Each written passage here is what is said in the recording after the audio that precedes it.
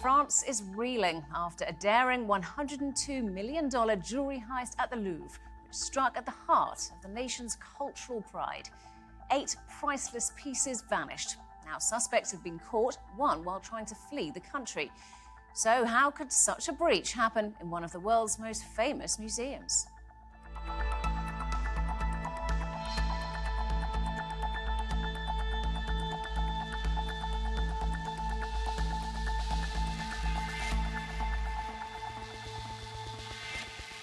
Welcome to Roundtable. I'm Robyn Dwyer. The city of Paris now finds itself in the shadow of humiliation. A daring robbery at the Louvre has left France questioning its museum security. The robbery took less than 7 minutes, leaving investigators scrambling for answers on just how it could have happened. It played out like a scene from a movie. In broad daylight, thieves used a crane to smash an upstairs window of the world-famous Louvre Museum, escaping on motorbikes. They got away with 8 pieces of jewellery, worth $102 million, raising serious questions about the museum's security. The stolen treasures included a tiara and earrings from the jewellery of the Queen Marie-Amélie and Queen Hortense from the early 19th century. News of the robbery reverberated around the world, prompting soul-searching in France over what some regarded as a national humiliation. Mais je le redis, it's a failure for everyone, and it's a failure for the Louvre Museum. Security breaches did indeed exist. They did exist, and therefore they will need to be addressed. 7 people have been arrested so far in connection with the robbery. Staffing and security at the museum have steadily declined in recent years. At the Louvre, we've lost 190 posts in the past 10 years in the area of security and surveillance. And within the Ministry of Culture, there's a specific sector dedicated to issues of safety, security and heritage protection.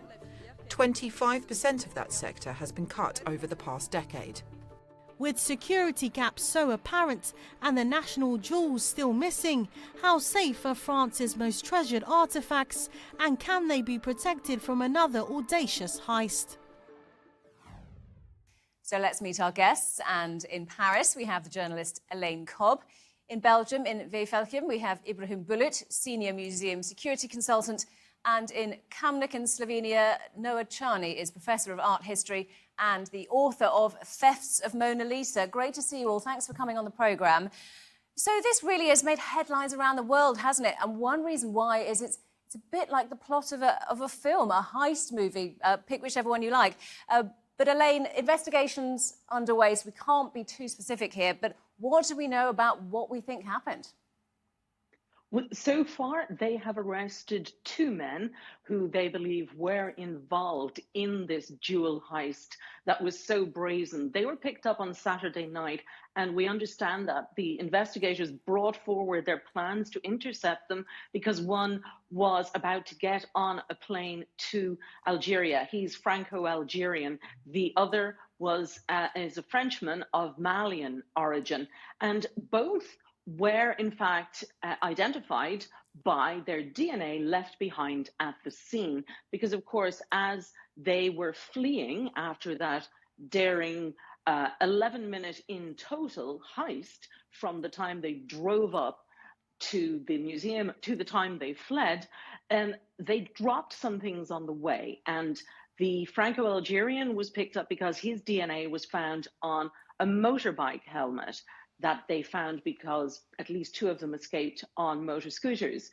The other thing they found was a high-vis vest, a yellow vest, that also had been dropped, and that contained the DNA belonging to the man of Malian origin. So they are being questioned by police now to find out what else they can find out about how it happened, who planned it, who it was for, and also where are the jewels? 88 million euros worth of precious French crown jewels still missing.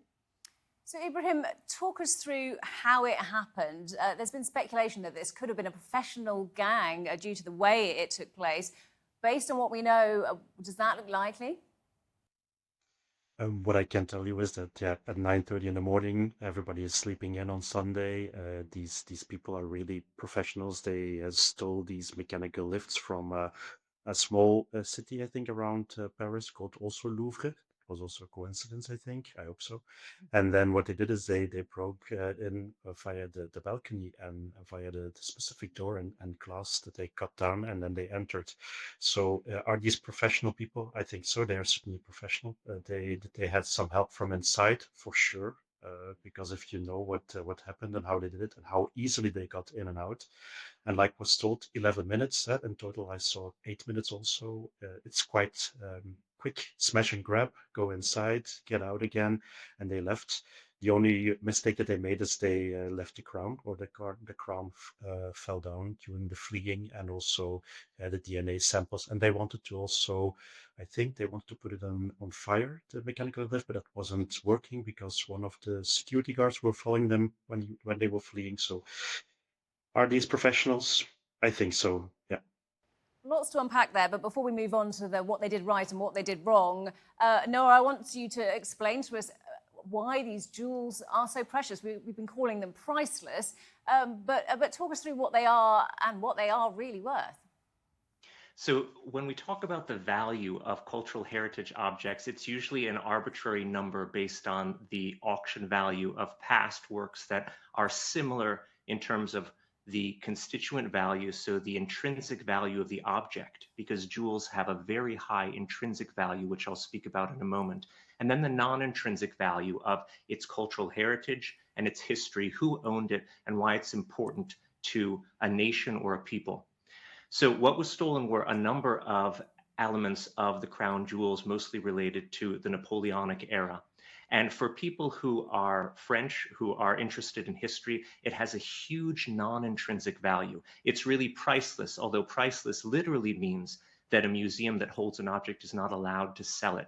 In fact, everything has a price if it were to come to open auction with no question marks behind its ownership. The problem with jewelry when it's stolen is it's different from fine art. Fine art is very difficult to find a buyer for because the object has to remain intact and unharmed to retain its value. But when we're talking about jewelry, the danger is, because of its high intrinsic value, if you break it up and sell the component parts of it, perhaps recut to be non-identifiable from what was stolen, that's the real danger and the real concern here.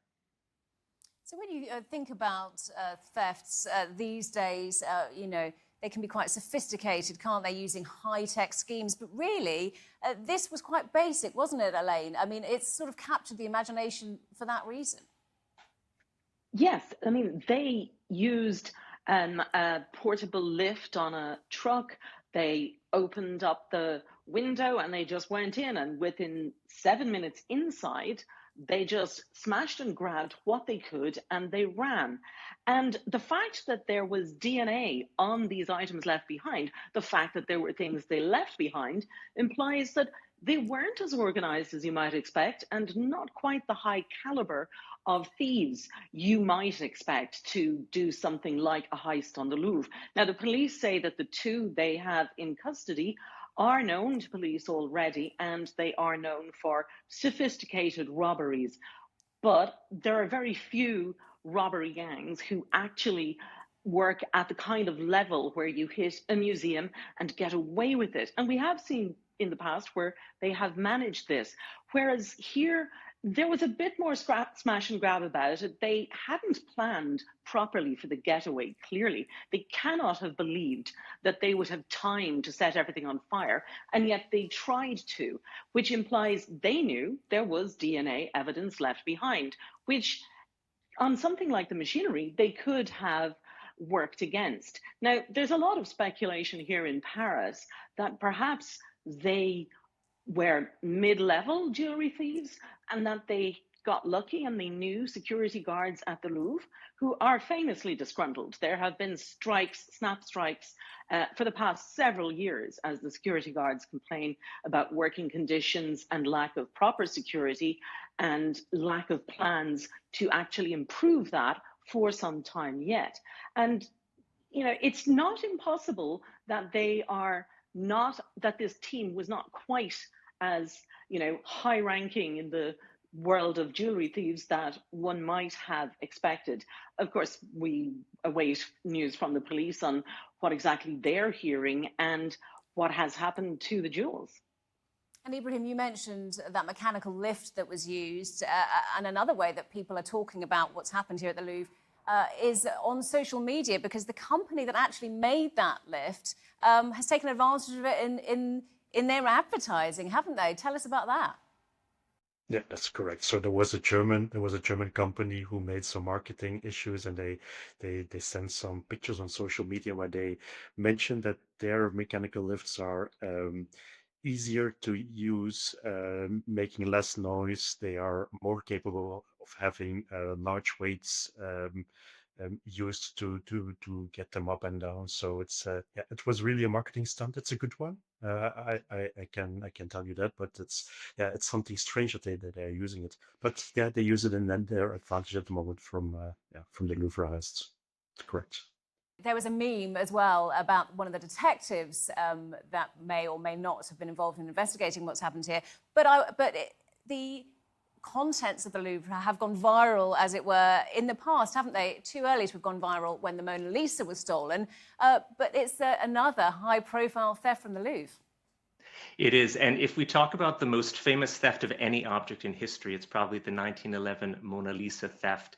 And it took place in August of 1911 when someone working at the Louvre temporarily on a subcontract, ironically, to build protective cases to defend some of the most famous paintings against attacks by anarchists, took advantage of his position and, for ideological reasons, it seemed, stole the Mona Lisa to try to repatriate it back to Italy, because he was under the mistaken impression that it had been looted by Napoleon, when in fact it had not. But that was a pretty good guess, because there were a lot of objects that had been. And so it's a kind of funny counterbalance or poetic moment that we have Napoleonic crown jewels now stolen again. But of course, Louvre is synonymous with, it's probably the most famous museum in the world. And it was subject to the most famous theft of any object, art or otherwise, in history. So of course it's resonant. And when there was this theft in 1911, it made international headlines that were covered for nearly 2 years. It was not until the Titanic sank that headline interest shifted away from the Louvre theft and the ineptitude of the investigation and the security surrounding it. So it's par for the course for this to be very much in the news again, I'm afraid. So, Ibrahim, let's go back to the present day.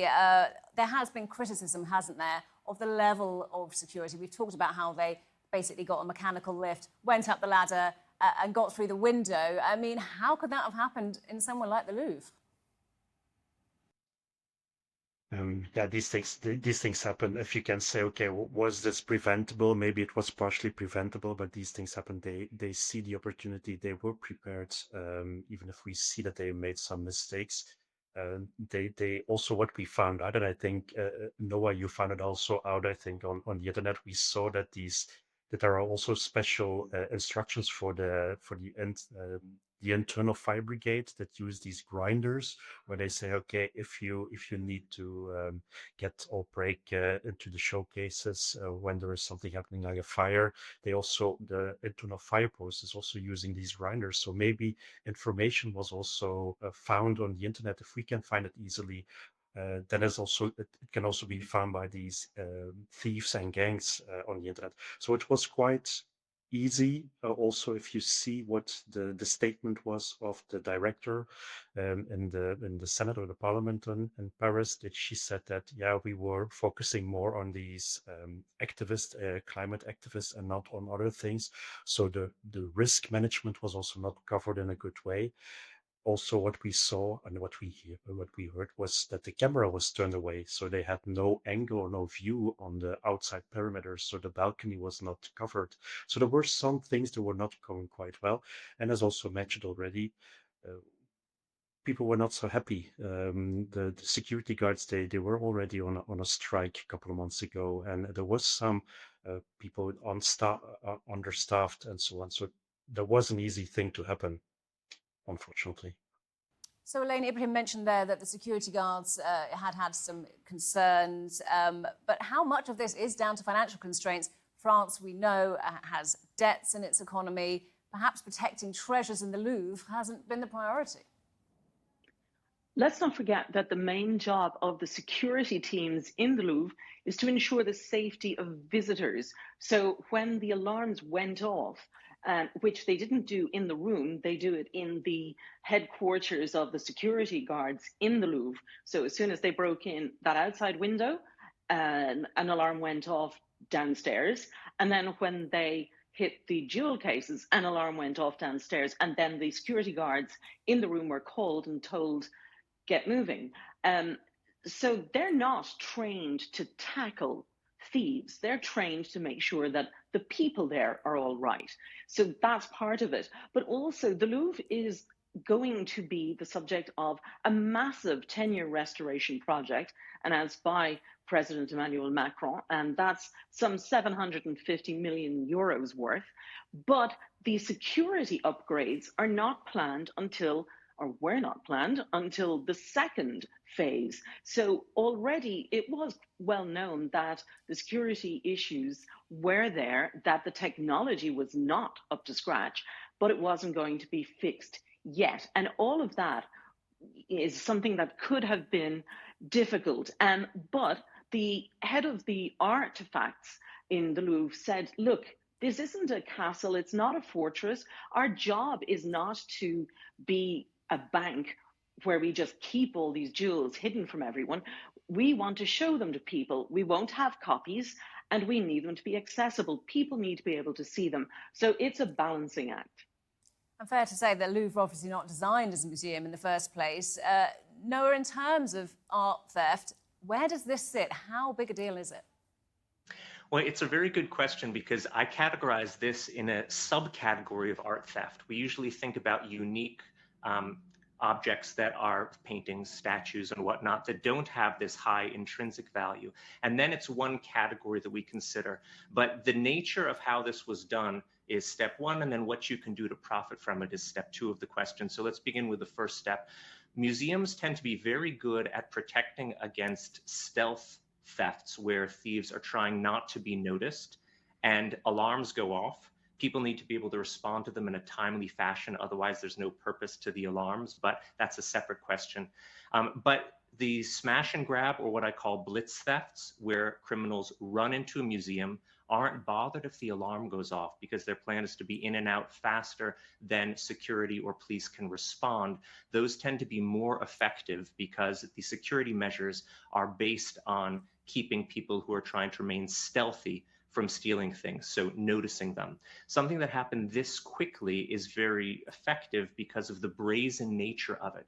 We see this in historical examples like the Swiss waiter Stefan Breitweiser, who stole over 300 paintings simply by walking into museums, lifting the paintings off the wall and walking out. He broadcast a sense that he was exactly where he's supposed to be. And people tend not to be suspicious of people who walk with this sort of alpha sense, I'm exactly where I'm supposed to be. So if you see people rocking up in a cherry picker with high visibility vests, as if they've been ordered by the Louvre staff to do some maintenance, the first instinct is to be, oh, I'm sure it's fine. And that was the very clever move on the part of the thieves in order to perpetrate the crime. Now, how they can profit from it, that's a separate question. But it was a very clever way of effectively slicing the Gordian knot. So, Ibrahim, bearing in mind that the Louvre has got a security programme that it is now presumably going to move to the top of the list, if you were managing security at the Louvre, what would you do now to prevent something like this happening again? Okay, what I would do is harden the riverfront envelope, so laminated or anti-cut glazing, security films, window contact, vibration analytics. We have AI nowadays, but most effective would be the slowing down or creating a sort of compartment so that people don't go immediately directly towards the high value objects. So upgrade also your jewel case protection. So more multi-layer laminated glass using these kinds of things. Polycarbonate can be used as seismic detectors, these electronic things. But also one very important part is teaching or educating your security guards a little bit more. So predictive profiling, see if there are people who are not used to walk into a museum and are looking towards the security measures instead of the objects itself. So, Elaine, you're based in Paris, home of the Louvre, obviously. There's been this physical loss of these priceless jewels, but has it somewhat hit at the heart of French national pride? How has France reacted to this?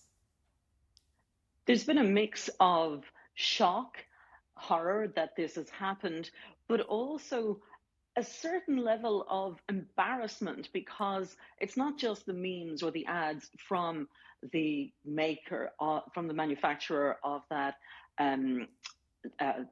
moving lift on a truck. There are also memes all over social media and lots of kind of hashtag, I can barely do the dishes in 7 minutes, but they robbed the Louvre.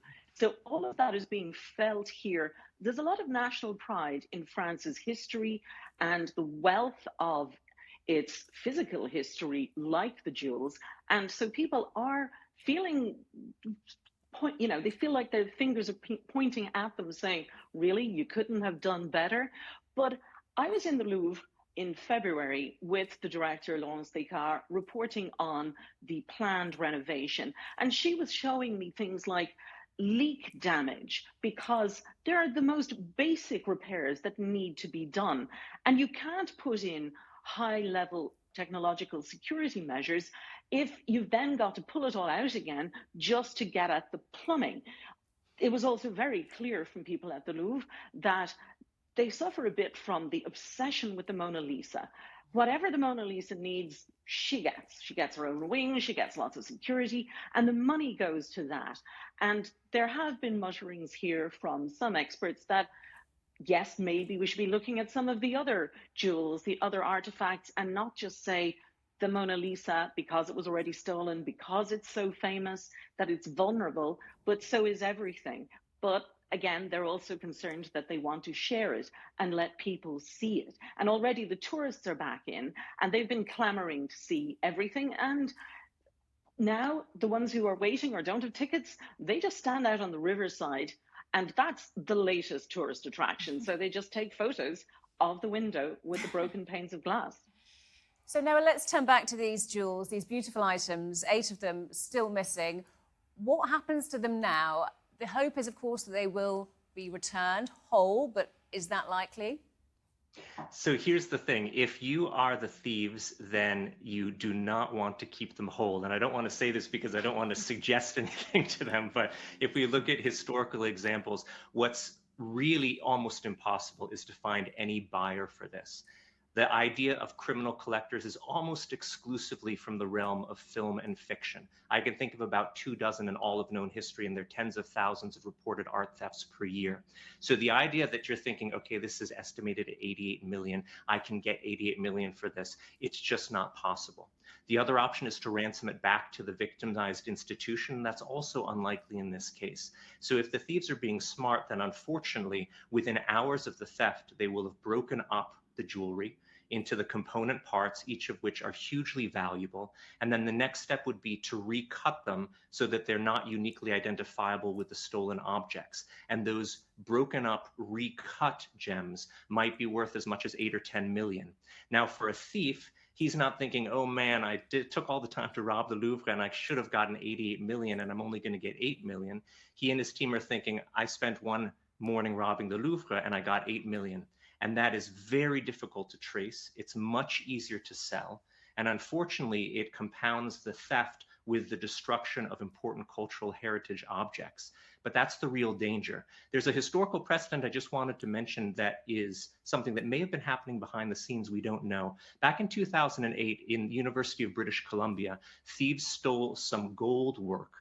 And those gold objects had an intrinsic value because the gold could have been melted and sold. But the police very cleverly offered a reward for the return of all the objects intact that was worth more than the value of the gold melted down.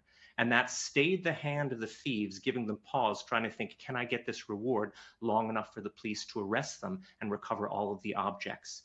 So something like that might stay the hand of the criminals, but otherwise I'm afraid the danger is that they'll be broken up and recut and sold even on the open market once they are recut. So, Elaine, clearly everybody hoping that this doesn't happen, that these jewels are still existing in the format in which we know them. If they were brought back to France, to the Louvre, what would that mean? It's been a bit of an embarrassment, this, hasn't it? How would that turn things around? Well, they would be very happy at the Louvre, that's for sure, and presumably would immediately work up some better way of displaying them with more security.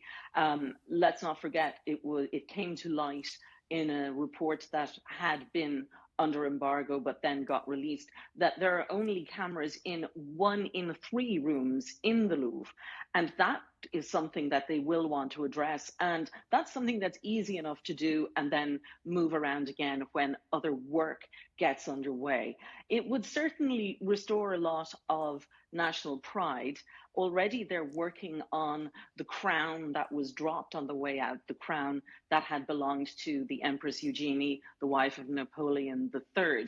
And so there's still hope, obviously, that they'll get the jewels back, but a lot of realism, as Noah was saying, chances are they may already have begun to break them down. So it's something people are hoping for, but not necessarily expecting. Elaine, thank you very much. It's a pleasure to talk to you all on Roundtable today. Thank you so much to all my guests for joining me. That's Elaine Cobbe, Dr. Noah Charney and Ibrahim Bulut. Thank you. And do remember, you can see more discussion and debate on our YouTube channel. Just search for Roundtable TRT World. But for now, from me and all the team here, it's goodbye and thank you for watching.